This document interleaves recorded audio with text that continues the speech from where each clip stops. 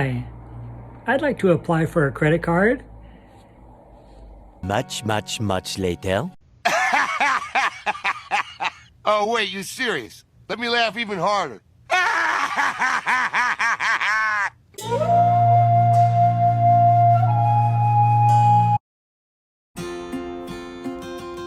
This used to be me, a long time ago.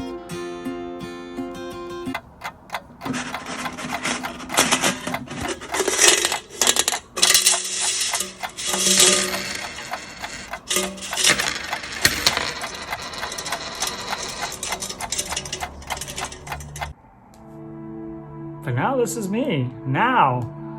After a lot of work and a lot of hard dedication and determination, I fixed my credit.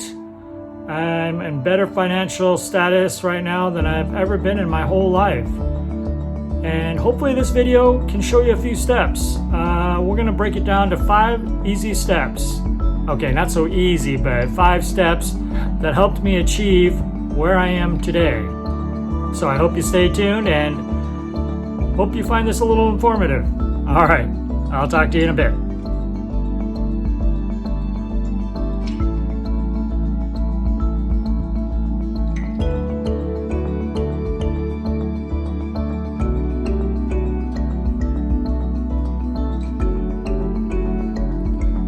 All right, step 1.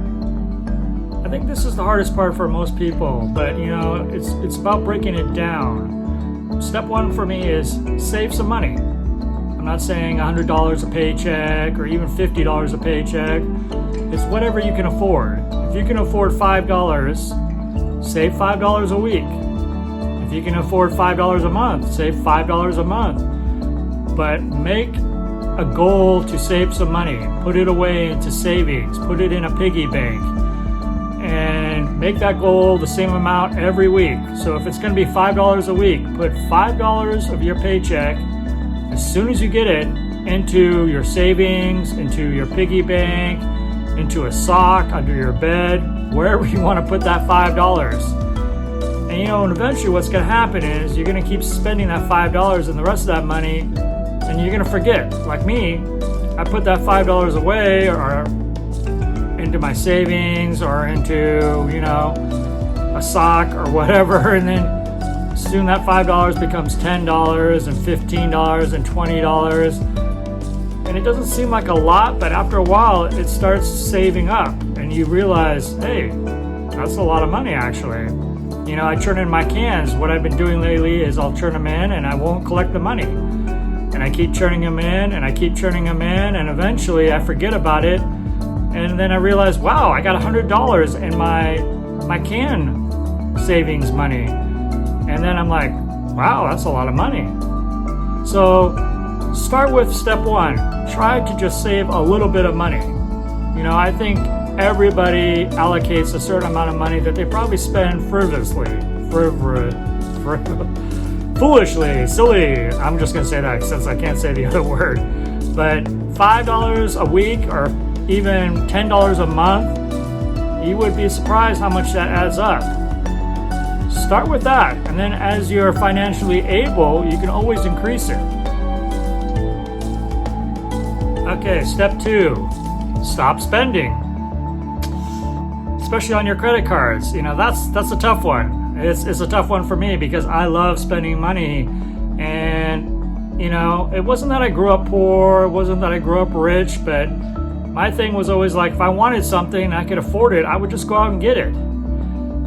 But if you want to gain financially, you need to really pump the brakes on that. So the problem is, you know, ask yourself, do you need it? Is it going to improve your life in some way? Or is it just basically a want? If it's a want, I know it's hard, but you got to say, you know what? I don't really need that. I've survived this long without it. I'm going to go ahead and pass on it because, you know, the one I have is still working. You know, I got a nice pair of shoes. I don't need 3 pairs of shoes or 5 pairs of shoes. They would be nice because it'd be nice to have all these different things or have some new polos or, you know, I was looking through Amazon, and yes, Amazon is my big addiction, but I have really cut back. as of late because my spending was going crazy. So I think the big thing of it is you have to ask yourself, how much do you really need versus is it just a want? Do I want to eat Red Lobster? Do I want to go eat out? Sure. But how much money would I save if I just ate out one less time per month? You know, that's the difference of $40 or $50, and if it's feeding my family, that's even like $60 or $70 sometimes. That's a huge amount of money. And then once again, I could put that into goal number one. Instead of spending that money going out and eating, I could put that money into a savings account. So once again, it's the step 2 is try to curb your spending. You know, little by little. You know, every little bit, and then eventually, you know, you get to the point where you're like, the first thing that should come to your head is, do I really need that? Do I really want to spend the money on that? How much things that could I buy for that $50 or $60 that are necessities versus wants? So number 2 is really try to concentrate on what you're spending your money on and making sure that that money is going towards something that is productive versus just something that you want. Step 3, if you have credit cards, try to consolidate the credit cards into a card that has the least amount of interest. Also, try not to use your credit cards. I know that's tough because let's say if you have a credit card and you want something, you can always, oh, well, I'll just pay for that later. But you know, the interest sometimes is more than what you're actually paying, obviously, for the item itself. Like, let's say you wanted a pair of golf clubs, you know, and you pay those golf clubs on your Amazon credit card, and then you pay interest on those golf clubs. If you would have just saved up the money to buy the golf clubs in the first place, you would have saved the money on the interest that you're paying for that same privilege of having them now. And I know it's tough, but set a goal. Once again, set a goal. If you want something, set a goal to save some money per paycheck, per week, put it away until you can reach that goal. And 2 things can happen. You either reach that goal and decide you're going to buy that item, or by the time that you're able to have that kind of money, you're like, do I really need that? When am I going to go golfing? When am I going to go skiing? If it's still something that is a priority for you and you've saved the money, then think about all the money you're saving by just paying cash and not using your credit. Try to diminish your credit usage to as little as possible, you know, for emergencies or traveling. And then you always have a backup in case you need something, like your car breaks down or financially something breaks down in your house, you know, you need a new washer or dryer. You know, if you're not using your credit frivolously, I need to practice saying that word, frivolously, then you always have something that you can use. So get into the habit of trying to spend money that you have. Try to use your credit considerably less. And then if you're able to, consolidate it into one credit card. That way you're paying one credit card and it still looks better because you have the full use of your other credit cards. Number 3, spend less on your credit cards. I know it's a tough one, and it is something I've worked on for a long time. My credit rating was so horrible at one time, like the beginning of this video. I tried to apply for a gas card or a clothing card, and they would just probably laugh at me, and they're like, no, it's okay. We're not going to really extend you any credit because we've seen what you do with your credit. So that's a big one. Try to decrease your spending on your credit cards. Here's one that works out for me, and it's depending on where you work and how that works out, putting money in a 401k or putting money aside into a different account. I've been buying stock outside of my company, and it's really a very minimal amount, like $5 a month. You know, so I don't really even notice it, but it's added up to quite a bit. And especially since the stock has done really well, it pays off buying the stock outside of my company stock, which they provide a certain amount matching versus what I take out of my paychecks. And so it's nice to have little extra amounts of investment that you out of sight, out of mind, and you don't really think about it. And the next thing you know, you look down a year, 2 years later, and you're like, wow, okay, I've invested a little chunk of money into something that's giving me some kind of return. No, I'm not saying buying lottery tickets, because lottery tickets aren't a sound investment.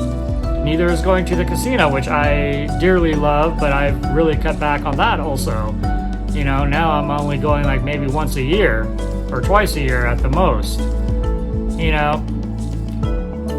It's cutting back on a lot of things in order to achieve the goals that I want. Sure, I would love like one of these things I need is a car. I have a really nice car. It's a 2012 Volkswagen GTI, but the kids are getting bigger.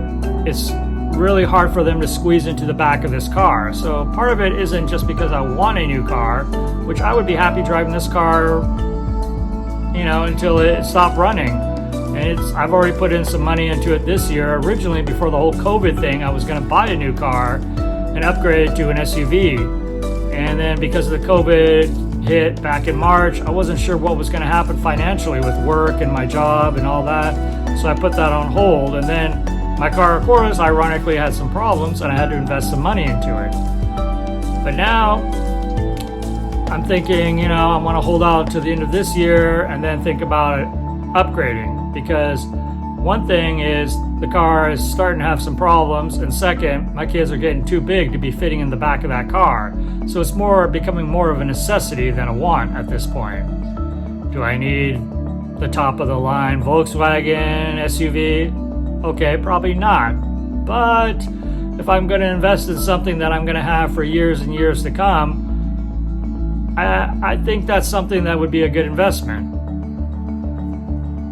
Position where that was an option for me. In the past, I was the one who needed a hand up. And now it's like, I don't have to think about that. I can help other people who need help or who have been devastated by situations like the fires recently, or maybe they've been out of work. And now it's not like something I have to think about. I can do that without being like, oh man, I shouldn't be doing that because financially I can't really, I'm barely getting by. And it's a good feeling to be able to help other people. And especially I know how it feels when I didn't have the ability to do that. And so I think when it comes down to it, the thing that really helped me is taking all these little steps and putting them together and then looking back, and it's a daily process. It's not like once you've reached that and then you just maintain that, but you have to constantly change your lifestyle. Not spend so much money. Be more conscious about what you're spending the money on, putting more money into your savings, and making choices that are going to help you financially and your credit. Whereas before, I couldn't even get a gas card. Now I got credit card offers coming in the mail daily. And I have about maybe 10 credit cards, which I don't even use. I use maybe 1 or 2 of them, and the rest of them I just keep open for emergencies. So this is the first time I'm in my whole life where financially I have an opportunity to develop something very well, something that I can look back and say, well, I struggled, but look at, and now I'm finally in a place where financially I'm better off than I've been in my whole life. And I think, if you take some of these steps, you too can also be in a position where you financially are going to be in a good place. I know it's a tough year. It's been a tough year for a lot of us, and a lot of things are going on, and 2020 has still got some surprises for us, I'm sure.